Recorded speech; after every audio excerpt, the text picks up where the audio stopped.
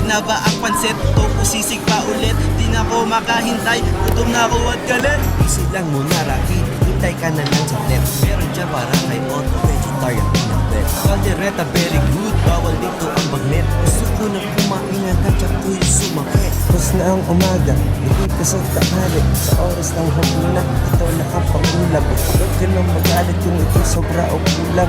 Basta magpasalamat ka lang sa iyong magulang na kahit pa paano ay ikaw ay naturuan. Pag natuto na magluto tungkol sa may lutuan.